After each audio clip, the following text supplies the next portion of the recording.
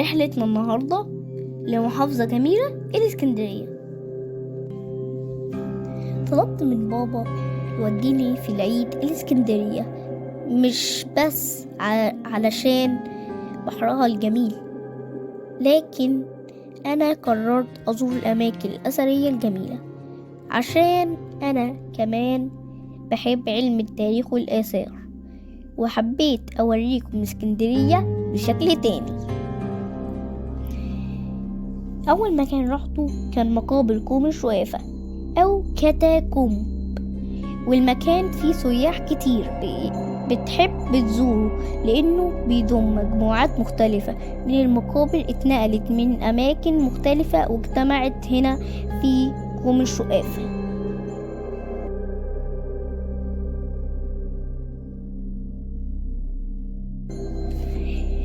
شفت هنا نافورة كبيرة رومانية قديمة مصنوعة من الجرانيت الأحمر.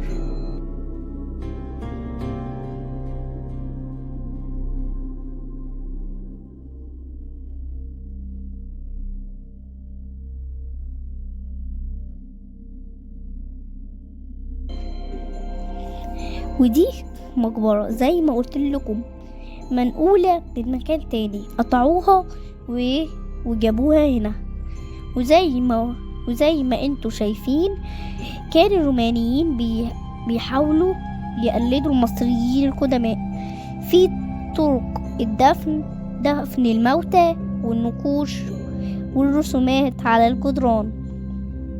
كانوا بكده بيحاولوا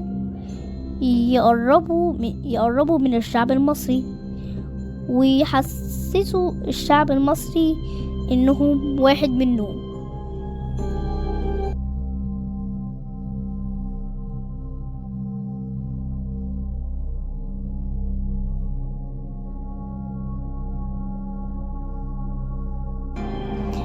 مقبرة الوردين عثر عليها بمنطقة ميناء الوردين خلال تنقيب المجلس الأعلى للآثار على الحفائر الأثرية عام 1989 ميلادي، وتم نقلها هنا في كوم الشوافة وعليها رموز مصرية، ويقال أنها تحتوي على أساطير رومانية.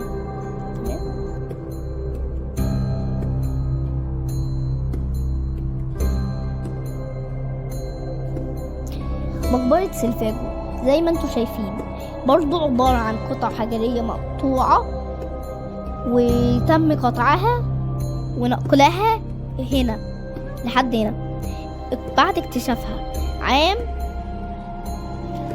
1976 في محافظة البحيرة.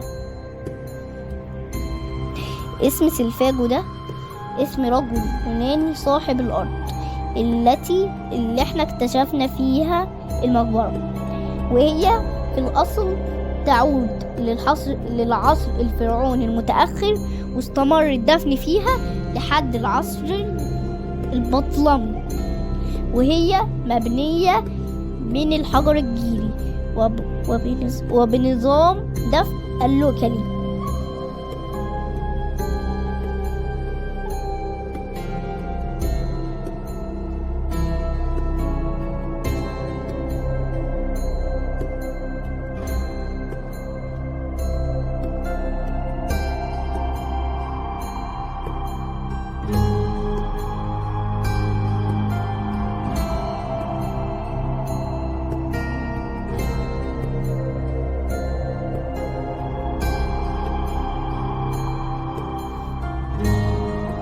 تعالوا بقى في رحلة لباطن الأرض.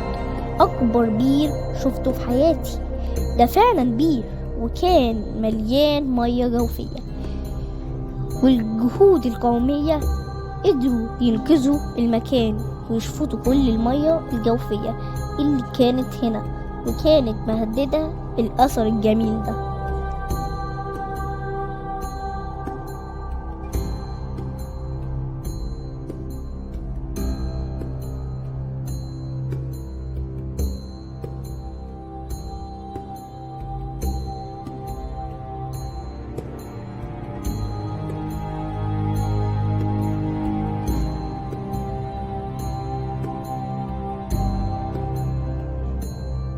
دي كانت عبارة عن مقبرة كبيرة لجنود رومانيين قدماء اللي ماتوا في الإسكندرية، وفي أماكن لأهالي من طبقات مختلفة، الغني واللي كانوا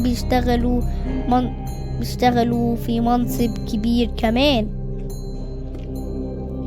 طريقة الدفن هنا كانت لوكالي، وهي عبارة عن فتحات زي ما انتوا شايفين مربعة، بيحطوا الميت في وضع القرفصاء. وفي كمان الأثرياء كانوا بيعملوا المدافن كبيرة شوية ويهتموا بالتزيين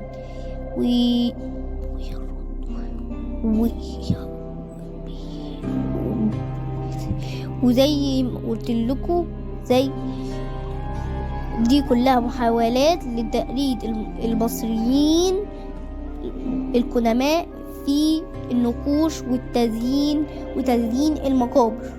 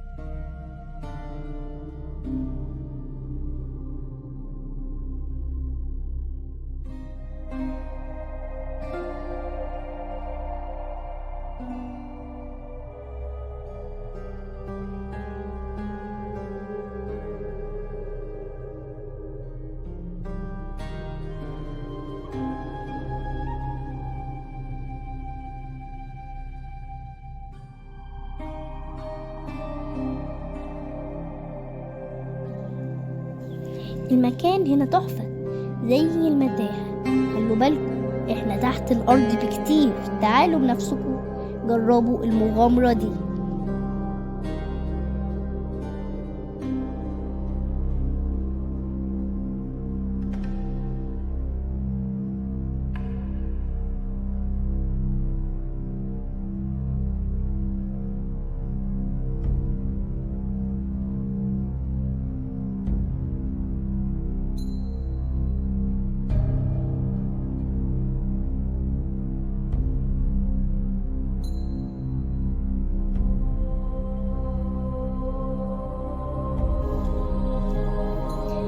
العظم ده بقى اللي موجود جوه الازاز ده الحصان، لانه حمى صاحبه، فصاحبه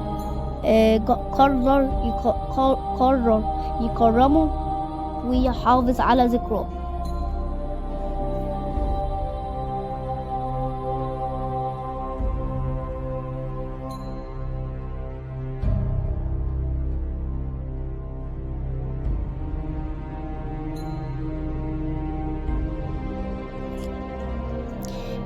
وزي ما قلت لكم المكان كبير جدا وفيه مجموعة توابيت رومانية كتيرة جدا.